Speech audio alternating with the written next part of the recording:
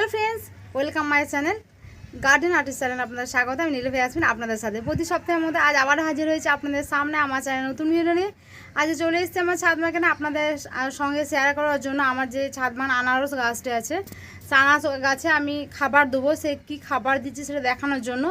কারণ আমরা সচরাচর কী করে দেখি, বাজার থেকে যদি আনারস কিনে আনা হয় তাহলে আনারসের নিচের অংশটা কেটে নেওয়ার পরে যে অংশটা পাতা থাকে সেই অংশটা সব বাইরে ছোট বড় সবাই করতেই খুব ভালোবাসি। কী করি, আমরা ডগটাকে আমরা লাগিয়ে দিই যাতে আনারস গাছ হয়। কিন্তু এটা আমি ওইভাবে লাগাইনি। আমার পাশে একটা কাকিমা আমার কাকিমার বাড়িতে এক আনারস গাছ আছে, ওখান থেকে যে আনারসের সঙ্গে একটা পেখা বেরিয়েছিল, আমার গাছের চারা বেরিয়েছিল, ওইটা কাকিমা আমাকে দিয়েছিল যে তুই তো ছাদ বাগান লাগাবি। ওইটাই আমি ছাদ বাগান লাগিয়েছি। আমি কিন্তু পাতা থেকে লাগিয়ে এটা করিনি, কারণ আনারসের গায়ে দেখবেন অনেক কচি কচি গাছের মতো চারা বের হয়, দেখবেন পেখা যেটাকে বলা হয় ওটা বের হয়, ওইগুলো কিন্তু আপনারা লাগাতে পারেন। আমি ওইটাই লাগিয়েছি। আমার গাছ অনেক বড় হয়ে গেছে মানে আনারস ধরার মতো বড় হয়নি, ওই হয়েছে মোটামুটি। ওই আনারস গাছটা আমি আজকে কী করবো, খাবার দেবো। কী খাবার দেবো সেটা আপনাদের সঙ্গে শেয়ার করব। আর অবশ্যই আপনারা দেখবেন আমি কি খাবার দিচ্ছি। আপনাদের ছাদ বাগানে যদি আনারস গাছ থাকে তাহলে অবশ্যই খাবারটা দেবেন, গাছকে বেড়ে উঠতে সাহায্য করবে। আর তাই ভিডিও শুরু আগে বলে নিতে যাচ্ছি, আপনি যদি আমার চ্যানেল নতুন দর্শক হয়ে থাকেন অবশ্যই আমার চ্যানেলে সাবস্ক্রাইব করবেন। আর অলরেডি যদি সাবস্ক্রাইব করে থাকেন থ্যাংক ইউ সো মাচ।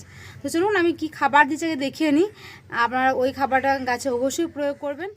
চলুন, এটা হচ্ছে আমার, আপনারা দেখে নিন, এটা হচ্ছে আমার আনারস গাছ। দেখতে পাচ্ছেন পাতাগুলো, আমার আনারসের পাতাগুলো আমার এটা 10 লিটার বালতির মধ্যে লাগানো আছে। এখানে দেখুন আমি নিচেকার পাতাগুলো ছেঁটে দিয়েছিলাম। এখানে আমি আজকে খাবার যোগ করব। দেখুন আপনারা কী কী খাবার মানে আমি জাস্ট আজকে একটা খাবারই দেবো। আজকে একরকম খাবার দিচ্ছি, কারণ এই মুহূর্তে আমার ছাদ বাগান আমার এই খাবারটি আছে, আমার রাখা ছিল। আমি একটু দেবো গাছটাতে, আবার কিছুদিন পর 15-16 দিন পর বা 2 সপ্তাহ পর আমি কিন্তু আবার অন্য খাবার কিন্তু এই গাছে আবার অ্যাড করব। আমি দেখুন প্রথমে খাবারটা আমি গুঁড়ো করে নিচ্ছি। দেখুন এখানে যে গোবর এসে ঘুঁটে, যেটা আপনারা সচরাচর সবাই চেনেন, ঘুঁটো গোবর থেকে যেটা তৈরি হয়, আমি মাঝে মাঝে আমার ছাদে গাছে দিই। বেশিরভাগ আমি ড্রাগন গাছে বেশি দিই, ঘুঁটেটা বেশি ব্যবহার করি। আমি জাস্ট প্রথমে একবার করে একটু গুঁড়ো করে নেবো। গুঁড়ো করে নেওয়ার পর আমার এই সহজে গুঁড়ো করার জন্য এক ধরনের টেকনিক আমি দিয়েছি, আমার অন্য একটা ভিডিওতে আছে। আমরা এবার ঠুকেও করতে পারেন অথবা হাতে করে ভেঙেও করতে পারেন। এখন যেহেতু শুকিয়ে গেছে, এখন হাতে করে ভাঙা আমরা ঠুকে করতে হচ্ছে, ভাঙতে হচ্ছে। আমি জাস্ট একটু ভেঙে নেবো। এখানে আমি টোটাল 3টে ঘুঁটে নিয়েছি, 4টে ঘুঁটো নিয়ে এসেছি, কিন্তু আমি 3টে দেবো, আর একটা আমি অন্য জায়গায় দেবো। আমার মোটামুটি গুঁড়ো হয়ে গেল। এখানে যখন পানি পাবে তখন এগুলো আবার নরম হয়ে যাবে। গাছের গোড়াতে ধরুন প্রত্যেক দিন পানি দেওয়া হয়, সেজন্য কিন্তু নরম হয়ে যাবে। আমি এটা জাস্ট গুঁড়ো করে নিলাম, এভাবে গুঁড়ো করে নিয়েছি। প্রচুর গরম আজকে ছাদে, ভীষণ তাপ, ছাদে থাকতে ইচ্ছে করছে না। আজকে ভীষণ গরম পড়েছে, বৃষ্টি একটু হালকা বৃষ্টি হওয়াতে মনে হচ্ছে বেশি গরম পড়ে গেল। দেখতে পাচ্ছেন আমার, দেখুন কতগুলো গুঁড়ো নিয়েছি। এরপর আমার আনারস গাছের গুঁড়াটা আমি জাস্ট একটু কুড়ে নেবো। দেখুন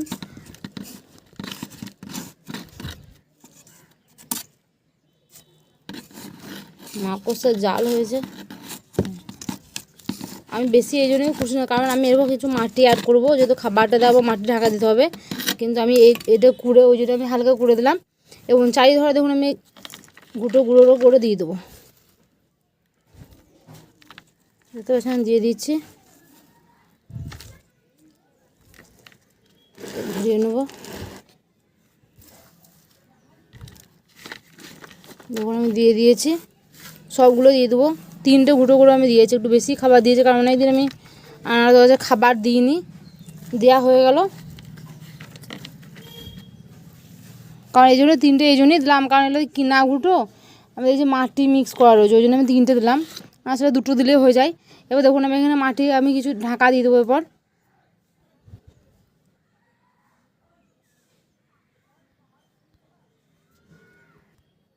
আমার টবে রাখা ছিল মাটি, আমি মাটি কিন্তু দিয়ে দেবো। এই ঘুঁটোগুলোকে আসল কথা ঢাকা দিয়ে দিতে হবে, ঢাকা না দিলে হবে না। তো এইগুলো মাটির সঙ্গে মিশবে না, উপরেই থেকে যাবে।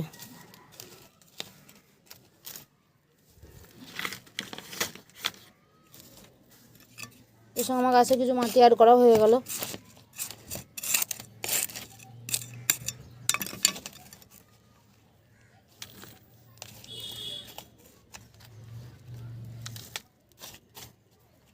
যদি আপনার ছাদ বাগানে আনারস গাছ থাকে অবশ্যই আনারস গাছে এই গুঁটো গুঁড়ো করে অবশ্যই দেবেন।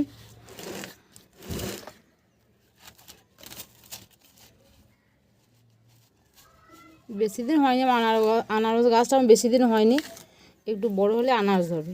আশা করছি সামনের বছর ধরে যাবে, কারণ গাছটা আমার এখন ছোটো। আমি কিন্তু মাটি দিয়ে দেবো। আমি কিন্তু আজকে বেশি কিছু খাবার দিলাম না, আমি এক ধরনের খাবার দিলাম। আমি আবার পরে একে অন্য খাবার আমি দেবো, যার সাথে ঘুঁটো গুঁড়োটাই দিলাম।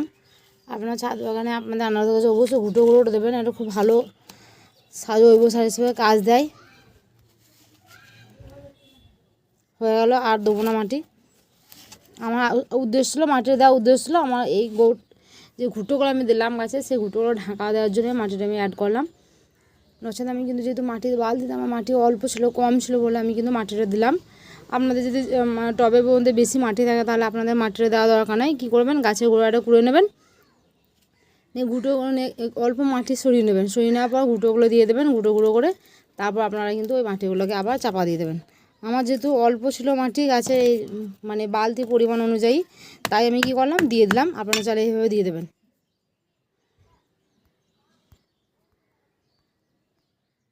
সো এটাই ছিল আজকে আমার ভিডিও। আর আপনারা আমি যে খাবারটা দিলাম সেই খাবারটা আপনারা অবশ্যই গাছে কিন্তু দেবেন, তাহলে গাছকে দ্রুত বেড়ে উঠতে সাহায্য করবে। আর গাছ বড় না হলে কিন্তু গাছে ফল ধরবে না। আর আমি এই খাবারটা আজকে দিলাম, আমি কিছুদিন পর আবার অবশ্যই খাবার অ্যাড করবো, কারণ এখানে আমি একরকম খাবার দিয়েছি। আপনারা আরও অন্য মিক্স খাবার কিন্তু দিতে পারেন গাছে। আমি মিক্স খাবার পরে দেবো, সে সম্পর্কে আপনাদের ভিডিও কিন্তু আপনাদের দিয়ে দেবো, বা আপনারা কমেন্ট করে জানতেও পারেন, আমি জানিয়ে দেবো। আপনারা অবশ্যই আপনাদের ছাদ বাগানে আনারস গাছে এই খাবারটা অবশ্যই দেবেন। তো আজকের ভিডিওটা আমি এই পর্যন্ত। সকলে ভালো থাকুন, সুস্থ থাকুন, খোদা হাফেজ।